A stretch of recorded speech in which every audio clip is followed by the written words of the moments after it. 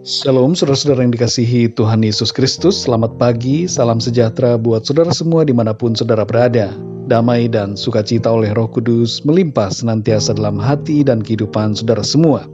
Sebelum kita mendengarkan renungan firman Tuhan, mari sama-sama kita berdoa.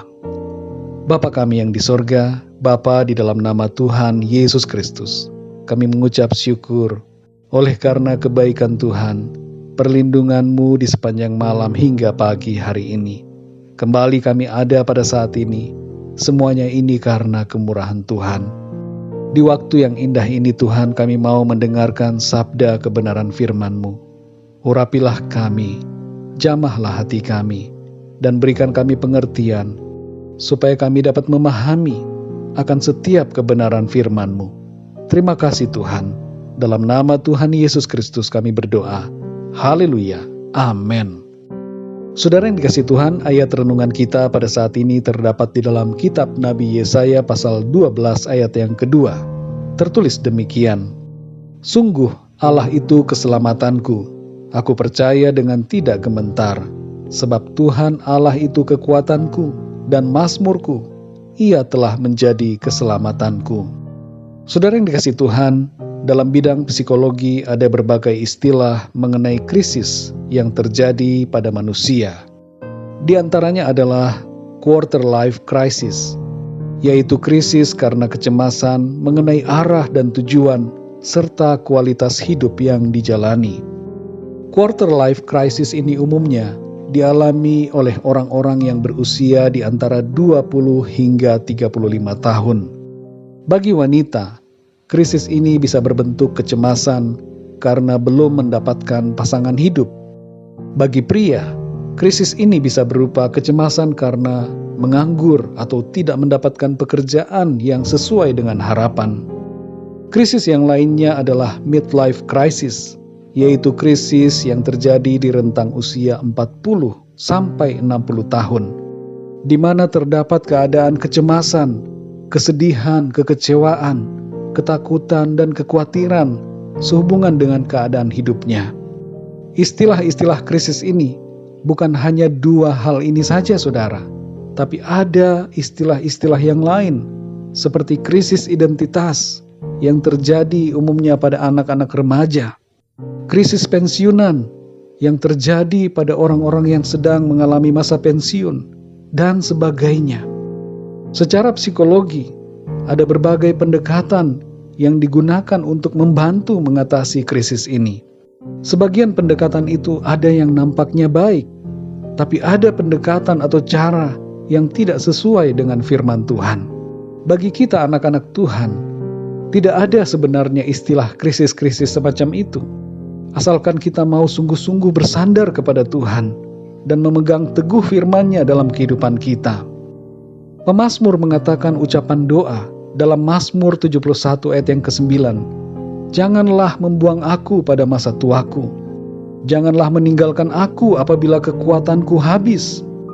Saudara yang dikasihi Tuhan, ini merupakan wujud sikap doa yang benar saat menghadapi berbagai tahapan krisis kehidupan. Ketika pemazmur mengalami saat-saat sulit yang dapat dikategorikan sebagai sebuah krisis dalam hidupnya, ia mencari Tuhan. Ia berdoa kepada Tuhan.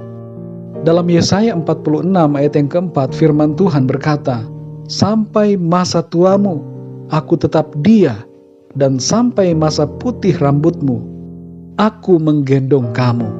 Aku telah melakukannya, dan mau menanggung kamu terus. Aku mau memikul kamu, dan menyelamatkan kamu. Tuhan selalu menggendong kita, saudara. Menggendong saudara dan saya. Apa artinya? Artinya adalah bahwa Tuhan senantiasa menopang kehidupan kita. Dia menolong kita melewati masa-masa sulit. Dia menolong kita dalam perjalanan hidup di bumi ini.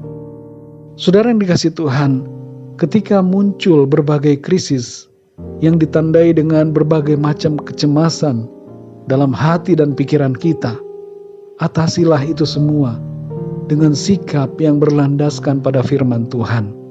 Dari ayat renungan hari ini, saudara, kita dapat belajar beberapa hal.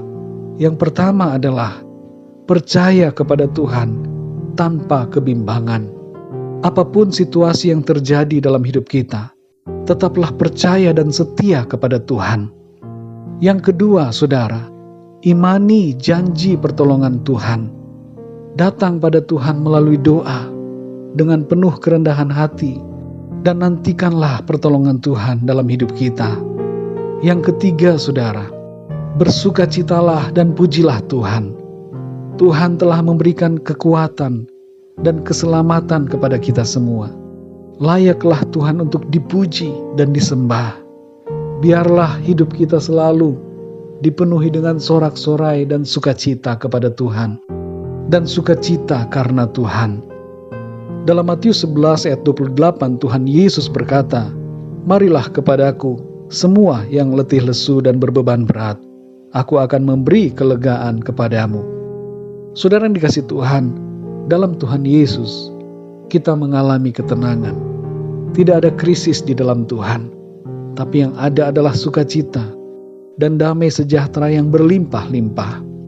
Dialah kekuatan dan penghiburan bagi kita. Setiap hari akan sanggup kita lalui. Setiap musim kehidupan akan dapat kita lewati dengan sukacita karena Tuhan. Saudara yang terkasih, kalau saat ini saudara sedang mengalami kecemasan, sedang mengalami ketakutan, kesedihan atau kekecewaan, atau perasaan-perasaan yang menekan hidup saudara, datang pada Tuhan. Hanya di dalam Tuhan saudara mendapatkan kekuatan. Hanya di dalam Tuhan Yesus saudara mendapatkan ketenangan.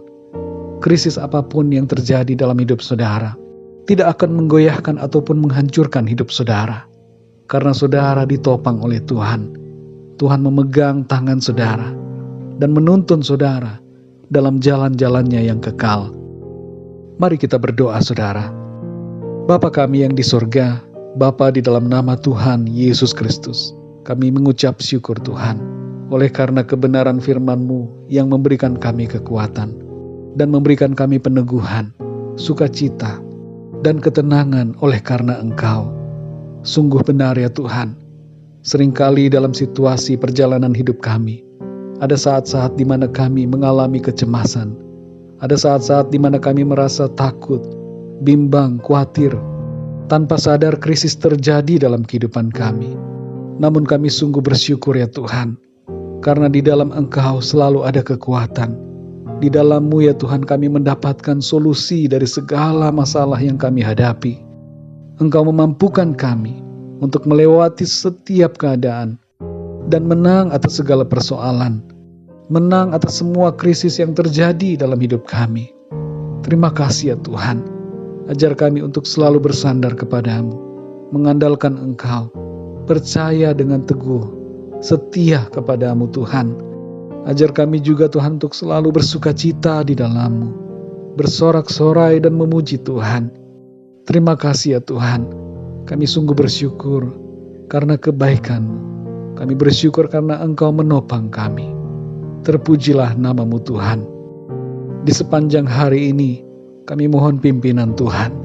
Kami tidak dapat berjalan sendiri tanpa Engkau.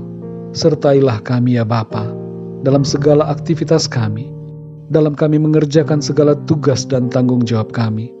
Biarlah Tuhan menolong kami, sehingga semuanya dapat menjadi berhasil, dan lewat semuanya itu nama Tuhan dipermuliakan dalam hidup kami.